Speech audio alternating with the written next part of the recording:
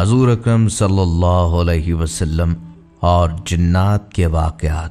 بسم اللہ الرحمن الرحیم۔ السلام علیکم۔ یقیناً تمام تعریفیں اللہ کے لیے ہیں، ہم اس کی تعریف بیان کرتے ہیں اور اسی سے مدد کے طلبگار ہیں۔ میں گواہی دیتا ہوں کہ اللہ کے سوا کوئی معبود برحق نہیں۔ ناظرین، اللہ پاک نے اپنے آخری نبی حضرت محمد صلی اللہ علیہ وسلم کی محبت و الفت کی دولت سے انسانوں کے علاوہ جمادات، نباتات، حیوانات، حتیٰ کہ جنات کو بھی حصہ عطا فرمایا۔ مکلف ہونے کی وجہ سے انسانوں کی طرح بے شمار جنات بھی آپ صلی اللہ علیہ وسلم پر ایمان لا کر تبلیغ اسلام کی خدمت میں مصروف رہے، جیسا کہ 26ویں پارے کی سورہ احقاف کی آیت 29 تا 32 اور سورہ جن کی پہلی اور دوسری آیت نیز ان کی تفسیر میں یہ مضمون موجود ہے کہ جنوں کی جماعت نے پیارے آقا صلی اللہ علیہ وسلم کی بارگاہ میں حاضر ہو کر توجہ کے ساتھ قرآن کریم کی تلاوت سنی، اسلام قبول کیا اور پھر اپنی قوم میں واپس جا کر تلاوت قرآن سننے اور ایمان لانے کا ذکر کیا ہے اور انہیں بھی قبول اسلام کی دعوت دی۔ یاد رہے کہ جنات کی مختلف جماعتیں وقتاً فوقتاً بارگاہ رسالت حضرت محمد صلی اللہ علیہ وسلم میں حاضر ہوئیں، قرآن پاک بھی سنا اور اسلام بھی قبول کیا۔ آج کی یہ ویڈیو جنات سے متعلق معلومات پر مبنی ہے۔ آج کی اس ویڈیو میں ہم آپ کو جنات کی تخلیق اور مختلف جنات کی آقا دو جہاں پیارے آقا حضرت محمد صلی اللہ علیہ وسلم سے ملاقات اور قبول اسلام کے متعلق بتائیں گے۔ اس کے علاوہ مسجد جن کا تاریخی پس منظر بھی بیان کریں گے۔ جنات سے متعلق کچھ اسلامی حقائق بھی آپ کو بتائیں گے۔ ویڈیو بہت ہی دلچسپ ہونے والی ہے، لہٰذا ویڈیو کو سکپ نہ کیجیے گا۔ ناظرین، قبول اسلام کے علاوہ جنات کے ایسے بھی واقعات ہیں جو ان کی حضور اکرم صلی اللہ علیہ وسلم سے عشق و محبت، قلبی وابستگی کا واضح پتہ دیتے ہیں۔ کبھی یوں ہوا کہ بارگاہ رسالت میں یہ جنات اپنے معاملات کا فیصلہ کروانے حاضر ہوئے تو ان کا فیصلہ فرمایا۔ کبھی یوں ہوا کہ حاضر ہوئے تو واپسی کے سفر کے لیے خوراک کی فریاد کی تو ان کی فریاد رسی فرمائی۔ کبھی یوں ہوا کہ حضرت نوح علیہ السلام کے ہاتھ پر توبہ کرنے اور کئی انبیاء اکرام علیہ السلام کی صحبتیں پانے والا ابلیس کا پڑپوتا حامہ حاضر ہوا اور حضرت عیسیٰ علیہ السلام کا سلام بارگاہ رسالت میں پیش کرنے کے بعد قرآن مجید سیکھنے کا خواستگار ہوا تو آپ صلی اللہ علیہ وسلم نے اسے چند صورتیں سکھانے کے بعد آئندہ بھی اسے اپنی ملاقات کے لیے آتے رہنے کی تاکید فرمائی۔ کبھی یوں ہوا کہ ہجرت کے موقع پر شان مصطفیٰ اور شان صدیقی میں قصیدہ گوئی کرتے ہوئے مقام ہجرت کی نشاندہی کی اور یوں حضور صلی اللہ علیہ وسلم کی نشان منزل سے بے خبر عاشقان مصطفیٰ کی تسلی کا ساماں کیا۔ کبھی ذکر مصطفیٰ کے چرچے کیے تو کبھی گستاخان رسول کو کیفر کردار تک پہنچا کر نرالے انداز میں اسلام اور بانی اسلام خیر الانام حضرت محمد صلی اللہ علیہ وسلم کی صداقت کا پرچار کیا۔ ناظرین، حضرت عبد الرحمن بن عوف رضی اللہ تعالیٰ عنہ سے مروی ہے کہ نبی صلی اللہ علیہ وسلم کی ولادت شریف ہوئی تو جبل ابو قیس اور حجون کے پہاڑوں پر چڑھ کر جنات نے ندا کی۔ حجون پہاڑ کے جن نے یہ ندا کی، میں قسم کھاتا ہوں کہ نہ تو کسی انسانی عورت نے ایسی شان پائی جیسی آمنہ زہرا کو ملی اور نہ کسی عورت نے ایسی شان و شوکت اور قابل فخر صفات والا بچہ جنا جو آمنہ کے ہاں پیدا ہوا۔ یہ حضرت احمد صلی اللہ علیہ وسلم تمام قبائل میں سب سے افضل ہیں۔ والدہ اور ان کے صاحبزادے دونوں ہی قابل عزت اور واجب الاحترام ہیں۔ اور جبل ابو قیس پر موجود جن نے یوں صدا کی، آئے بطحا یعنی مکہ مکرمہ کے مکینوں، حقیقت ماننے میں غلطی مت کرنا اور روشن عقل سے اس حقیقت کو واضح کر لینا کہ قبیلہ بنو زہرہ جو زمانوں سے تمہاری ہی نسل سے تھے اور آج بھی تمہارے سامنے ہیں، اس نسل کے گزرے ہوئے اور موجود تمام لوگوں میں سے یا غیروں میں سے ہی صحیح، لیکن کوئی ایک خاتون ایسی دکھا دو جس نے نبی کریم صلی اللہ علیہ وسلم جیسا پاک باز جنا ہو۔ ناظرین، حضور اکرم صلی اللہ علیہ وسلم کی علل اعلان دعوت اسلام پر رؤسائے کفار بپھر گئے اور آپ صلی اللہ علیہ وسلم کو جادوگر اور جھوٹا مشہور کرنے کا منصوبہ بنا لیا۔ البتہ جب اپنے ساتھی ولید سے رائے لی تو اس نے اظہار رائے کے لیے 3 دن کی مہلت مانگی اور گھر چلایا۔ اس کے گھر سونے چاندی کے 2 بت تھے جنہیں اس نے جواہرات اور قیمتی لباس پہنا کر کرسیوں پر بٹھا رکھا تھا۔ اس نے 3 دن مسلسل ان کی خوب عبادت کرنے کے بعد نہایت ہی گڑ گڑا کر اپنے بت سے کہا، میری بے لوث عبادت کا واسطہ مجھے بتاؤ کہ محمد سچے ہیں یا نہیں۔ اسی وقت ایک شیطانی جن ایک بت کے اندر گیا، بت میں حرکت آیا اور بولا، محمد نبی نہیں، ہرگز ان کی تصدیق مت کرنا۔ ولید خوش ہو گیا اور اس نے دوسرے کافروں کو بھی بلا کر بت کی بکواس سنائی۔ پھر ان بدبختوں نے بڑے مجمع کا احترام کر کے سرکار دو عالم صلی اللہ علیہ وسلم کو بھی بلوایا، اپنے بت کو مختلف رنگوں کا لباس پہنایا۔ آپ صلی اللہ علیہ وسلم حضرت ابن مسعود رضی اللہ تعالیٰ عنہ کو ساتھ لے کر تشریف لائے۔ کفار نے بت کو سجدہ کیا۔ پھر ولید نے بت سے کہا، میرے معبود، تو محمد صلی اللہ علیہ وسلم کے بارے میں اظہار خیال کر۔ بت نے آپ صلی اللہ علیہ وسلم کے بارے میں نازیبا باتیں کی۔ آپ صلی اللہ علیہ وسلم وہاں سے اٹھ کر تشریف لے گئے۔ راستے میں سبز لباس میں ملبوس ایک سوار ملا۔ اس کے ہاتھ میں ننگی تلوار تھی جس سے خون ٹپک رہا تھا۔ سوار گھوڑے سے اترا اور نہایت ادب سے سلام کیا اور بتایا، میرا نام مہین بن ابہر ہے، کوہ طور پر میرا گھر ہے۔ میں نے نوح علیہ السلام کے زمانے میں اسلام قبول کیا۔ میں سفر میں تھا، وطن واپسی ہوئی تو گھر پہنچنے پر زوجہ نے روتے ہوئے بتایا کہ مظفر نامی جن نے آپ صلی اللہ علیہ وسلم کی گستاخی کی ہے۔ میں اسی وقت اس کے تعقب میں نکلا۔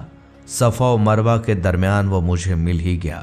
میں نے وہیں اس کا سر اتار دیا۔ یہ رہا اس کا سر، اور وہ خود کتے کی صورت میں وہاں مرا پڑا ہے۔ رسول اللہ صلی اللہ علیہ وسلم اس کی باتیں سن کر خوش ہوئے۔ نیز جب اگلے دن کفار پھر مجمع میں حبل نامی بت کو زیورات اور ملبوسات سے سجا کر اور اسے سجدہ کر کے بولے کہ محمد کو برا بھلا کہے، تو مہین نامی یہی جن حضور صلی اللہ علیہ وسلم کی اجازت سے اس بت میں جا کر بولا، اے اہل مکہ، حضرت محمد صلی اللہ علیہ وسلم سچے ہیں، ان کی باتیں اور دین سچا ہے۔ یہ تمہیں باطل کی جگہ دین حق اپنانے کی دعوت دیتے ہیں، جبکہ تم اور تمہارے بت باطل اور جھوٹے ہیں، خود کو گمراہ اور دوسروں کو گمراہ کرنے والے ہو۔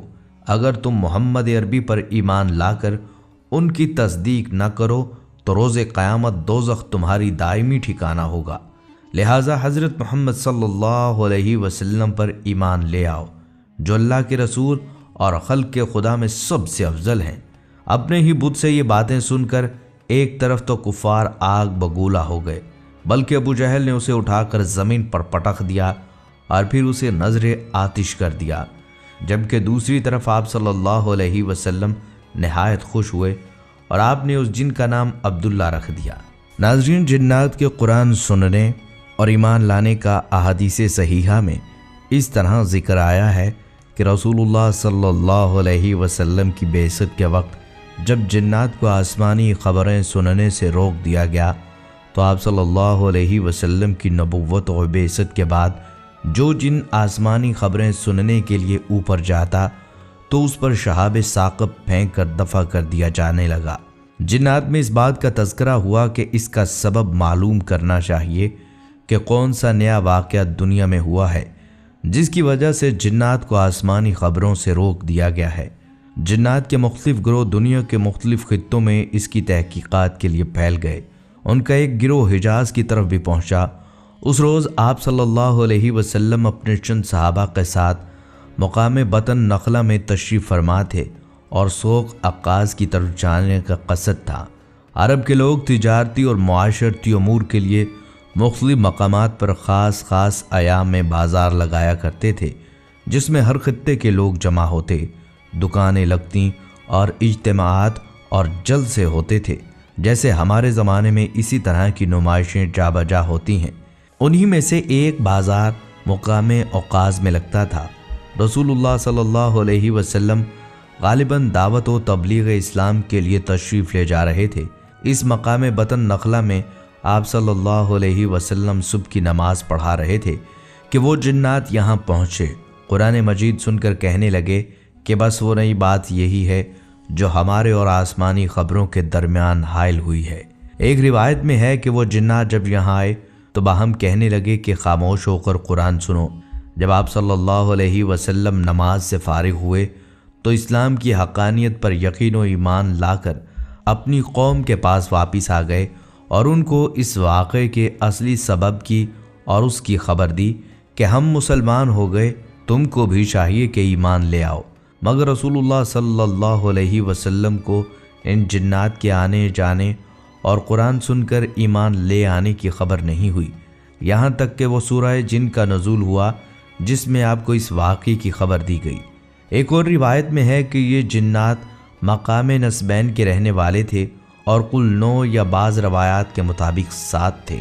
جب انہوں نے اپنی قوم کو یہ خبر بتائی اور ایمان لانے کی ترغیب دی تو پھر ان میں سے 300 اشخاص اسلام لانے کے لیے حاضر خدمت ہوئے۔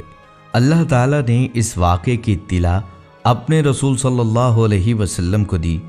فرمایا، اے میرے رسول، آپ کہہ دیجئے کہ میرے پاس وحی آئی ہے کہ جنوں کی ایک جماعت نے قرآن سنا اور پھر کہا، ہم نے ایک عجیب قرآن سنا ہے جو ہدایت کا راستہ بتاتا ہے، ہم اس پر ایمان لائے اور اب ہم اللہ کے ساتھ کسی کو شریک نہیں کریں گے۔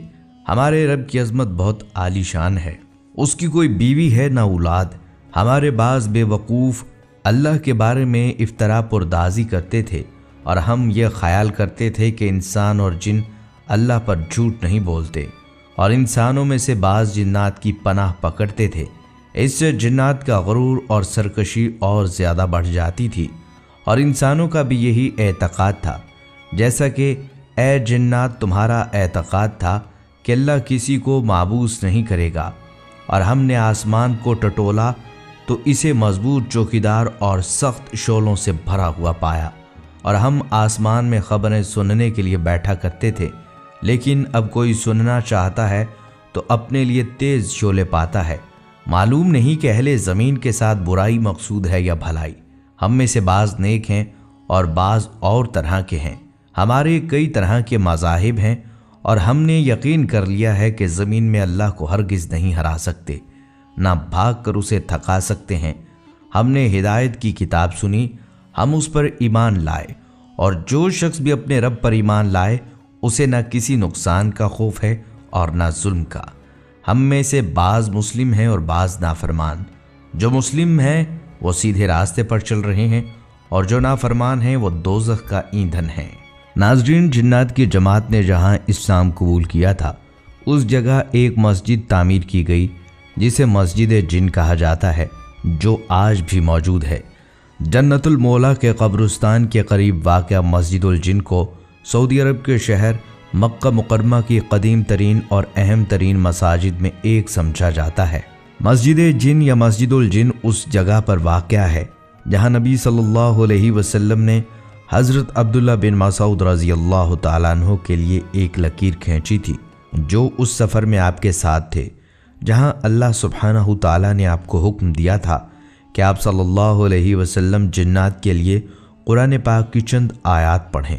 حضرت عبداللہ بن مسعود رضی اللہ تعالیٰ عنہ بیان کرتے ہیں کہ مکہ مکرمہ میں آپ صلی اللہ علیہ وسلم نے ایک مرتبہ صحابہ اکرام رضی اللہ تعالیٰ عنہم سے فرمایا کہ جو شخص یہ دیکھنا چاہتا ہے کہ جنات کیا ہیں وہ ضرور آئے، میرے علاوہ کوئی نہیں آیا۔ جب ہم مکہ کے ضلع مولا میں پہنچے تو رسول اللہ صلی اللہ علیہ وسلم نے زمین پر ایک دائرہ کھینچنے کے لیے اپنے پاؤں کا استعمال کیا، پھر آپ نے مجھے دائرے کے اندر بیٹھنے کی ہدایت کی۔ تھوڑا آگے بڑھنے کے بعد آپ صلی اللہ علیہ وسلم نے قرآن مجید کی تلاوت شروع کی۔ پھر یوں ہوا کہ جن وہاں جمع ہوتے ہی فوجوں کی شکل میں پہنچنے لگے۔ اتنے لوگ آئے کہ نبی صلی اللہ علیہ وسلم کو میں دیکھ بھی نہ سکا اور نہ سن سکا۔ پھر آپ صلی اللہ علیہ وسلم ان کے ایک گروہ سے فجر تک گفتگو کرتے رہے۔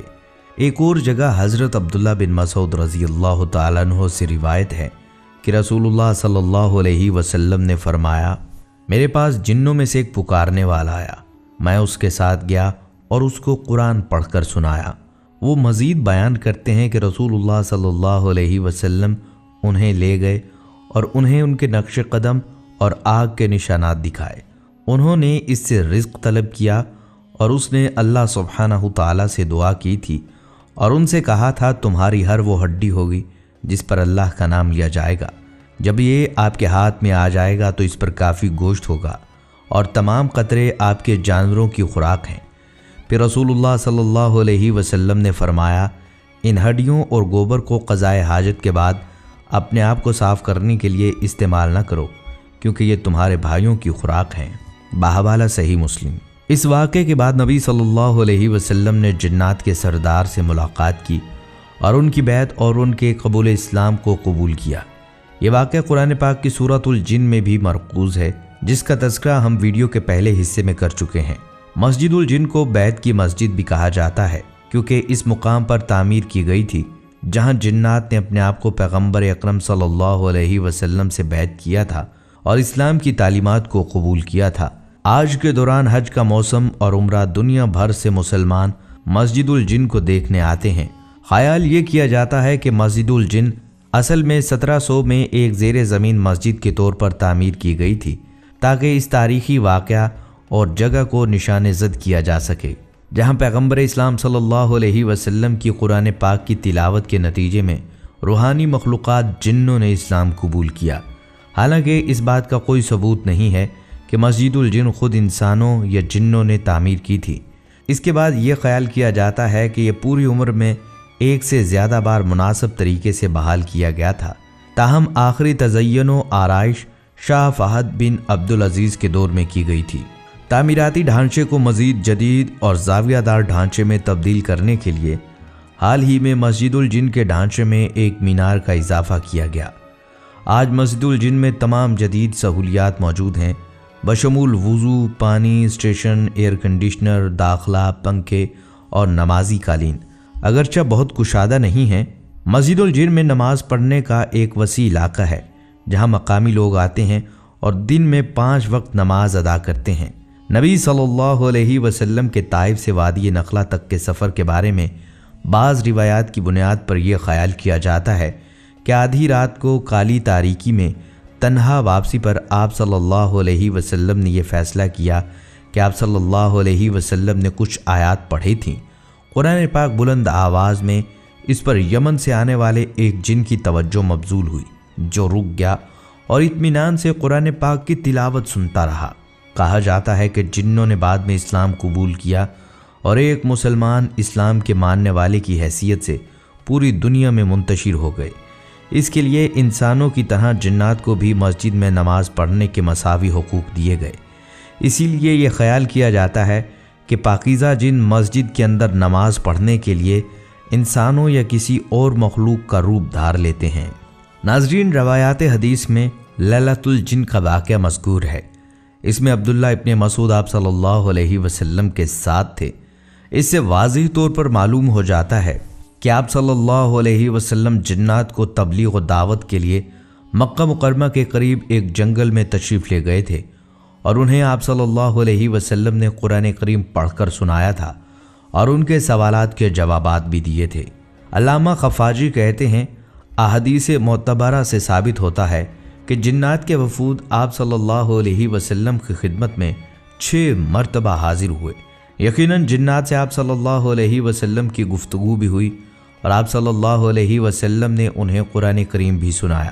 عبداللہ بن مسعود، زبیر، عبداللہ بن عباس اور حسن بصری، سعید بن جبیر، زر بن جبیش، مجاہد، اقرمہ اور دوسرے بزرگوں سے منقول ہے، وہ سب اس بات پر متفق ہیں کہ جنوں کی پہلی حاضری کا واقعہ بطن نخلہ میں پیش آیا، اور ابن اسحاق، ابو نعیم اصفہانی اور واقدی کا بیان ہے کہ یہ اس وقت کا واقعہ ہے جب نبی صلی اللہ علیہ وسلم طائف سے مایوس ہو کر مکہ معظمہ کی طرف واپس ہوئے تھے۔ راستے میں آپ نے نخلا میں قیام کیا۔ وہاں عشاء یا فجر یا تہجد کی نماز میں آپ قرآن مجید کی تلاوت فرما رہے تھے کہ جنات کے ایک گروہ کا ادھر سے گزر ہوا اور وہ آپ کی قرات سننے کے لیے ٹھہر گیا۔ اس کے ساتھ تمام روایات اس بات پر بھی متفق ہیں کہ اس موقع پر جن حضور صلی اللہ علیہ وسلم کے سامنے نہیں تھے، نہ آپ نے ان کی آمد کو محسوس فرمایا، بلکہ بعد میں اللہ تعالیٰ نے وحی کے ذریعے آپ کو ان کے آنے کی خبر اور قرآن مجید سننے کی خبر دی۔ ناظرین، یہاں آپ کو جنات کی دعوت اسلام کا ایک واقعہ بھی سناتے چلیں۔ ایک دن حضرت عمر خطاب رضی اللہ تعالیٰ عنہ بیٹھے ہوئے تھے کہ ان کے پاس ایک آدمی گزرا۔ کسی نے پوچھا، اے امیر المومنین، کیا آپ اس گزرنے والے کو جانتے ہیں؟ حضرت عمر رضی اللہ تعالیٰ عنہ نے پوچھا، یہ کون ہے؟ لوگوں نے کہا، یہ حضرت سواد بن قارب رضی اللہ تعالیٰ عنہ ہیں، جنہیں ان کے پاس آنے والے جن نے حضور صلی اللہ علیہ وسلم کی بعثت کی خبر دی تھی۔ چنانچہ حضرت عمر رضی اللہ تعالیٰ عنہ نے پیغام دے کر انہیں بلایا اور فرمایا، کیا آپ سواد بن قارب ہیں؟ انہوں نے ہاں میں جواب دیا تو حضرت عمر رضی اللہ تعالیٰ عنہ نے فرمایا، کیا تم زمانہ جاہلیت میں کہانت کا کام کرتے تھے؟ اس پر حضرت سواد رضی اللہ تعالیٰ عنہ کو غصہ آ گیا اور کہا، امیر المومنین، جب سے میں مسلمان ہوا ہوں کبھی کسی نے میرے منہ پر ایسی بات نہیں کی۔ حضرت عمر رضی اللہ تعالیٰ عنہ نے کہا، سبحان اللہ، ہم تو جاہلیت میں شرک پر تھے اور یہ شرک تمہاری کہانت سے زیادہ برا تھا۔ تمہارے تابع جن نے حضور صلی اللہ علیہ وسلم کی بعثت کی جو خبر دی تھی وہ مجھے بتاؤ۔ حضرت عمر رضی اللہ تعالیٰ عنہ کی فرمائش پر حضرت سواد رضی اللہ تعالیٰ عنہ نے اپنا تفصیل سے واقعہ سناتے ہوئے عرض کیا، اے امیر المومنین رضی اللہ تعالیٰ عنہ، ایک رات میں لیٹا ہوا تھا اور بیداری اور نیند کی درمیانی حالت میں تھا۔ میرے پاس ایک جن آیا اور مجھے پاؤں مار کر کہتا، اے سواد بن قارب، اٹھ اور میری بات غور سے سن۔ اگر تیرے اندر عقل ہے تو سمجھ لے کہ قریش کی شاخ لوی بن غالب میں ایک رسول معبوس ہوا ہے جو اللہ کی اور اس کی عبادت کی دعوت دیتا ہے۔ مجھے اس بات پر تعجب ہوا کہ جنات حق کو تلاش کر رہے ہیں اور سفید اونٹوں پر کجاوے باندھ کر ہر طرف کا سفر کر رہے ہیں۔ یہ سب ہدایت حاصل کرنا چاہتے تھے، لہٰذا تم سفر کر کے اس ہستی کے پاس جاؤ جو بنی ہاشم میں چیدہ اور عمدہ ہیں اور ہدایت میں پہلو کرنے والا دیر کرنے والے کی طرح نہیں ہوگا بلکہ اس سے افضل ہوگا۔ میں نے اس جن سے کہا، مجھے سونے دو، مجھے شام سے بہت نیند آ رہی ہے۔ اگلی رات وہ میرے پاس آیا اور اس نے مجھے پاؤں مار کر پھر گزشتہ رات والی ساری بات بتائی۔ اسی طرح مسلسل 3 راتیں وہ جن مجھے آ کر بتاتا رہا۔ چنانچہ میں اٹھا اور میں نے کہا، اللہ تعالیٰ نے میرے دل کو جانچ لیا ہے، یعنی جن کی بات صحیح ثابت ہوئی اور میں اونٹنی پر سوار ہو کر چل دیا۔ پھر میں مدینہ آیا تو وہاں حضور صلی اللہ علیہ وسلم اپنے صحابہ کرام کے ساتھ تشریف فرما تھے۔ میں نے قریب جا کر عرض کیا، میری درخواست بھی سن لیں۔ آپ صلی اللہ علیہ وسلم نے فرمایا، کہو۔ میں نے یہ اشعار پڑھے۔ ابتدائی رات کا کچھ حصہ گزر جانے کے بعد اور میرے کچھ سو لینے کے بعد مجھے سرگوشی کرنے والا جن میرے پاس 3 رات تک آتا رہا، اور جہاں تک میں نے اسے آزمایا وہ جھوٹا نہیں تھا۔ وہ ہر رات مجھ سے یہی کہتا کہ تمہارے پاس ایک رسول آیا ہے جو قبیلہ لوی بن غالب سے ہے۔ اس پر میں نے سفر کی مکمل تیاری کر لی اور تیز رفتار والی اونٹنی مجھے لے کر ہموار اور وسیع میدانوں میں چلتی رہی۔ میں گواہی دیتا ہوں کہ اللہ کے سوا کوئی چیز عبادت کے لائق نہیں، اور آپ صلی اللہ علیہ وسلم ہر بات کے بارے میں قابل اعتماد ہیں۔ اور اے قابل احترام اور پاکیزہ لوگوں کے بیٹے، آپ صلی اللہ علیہ وسلم تک پہنچنے کے لیے تمام رسولوں میں سب سے زیادہ قریبی وسیلہ ہیں۔ اے روئے زمین پر چلنے والے سب سے اچھے انسان، آپ صلی اللہ علیہ وسلم ہمیں ان تمام اعمال کا حکم فرمائیں جو آپ صلی اللہ علیہ وسلم کے پاس اللہ کی طرف سے آ رہے ہیں۔ ہم ان اعمال کو ضرور کریں گے، چاہے اعمال کی محنت میں ہمارے بال سفید ہو جائیں۔ آپ صلی اللہ علیہ وسلم اس دن کے لیے میرے سفارشی بن جائیں جس دن آپ صلی اللہ علیہ وسلم کے علاوہ اور سفارشی سودا بن قارب کے کام نہیں آ سکتا۔ میرے یہ اشعار سن کر آپ صلی اللہ علیہ وسلم اور تمام صحابہ کرام بہت خوش ہوئے اور ان سب کے چہروں سے خوشی عیاں ہونے لگی۔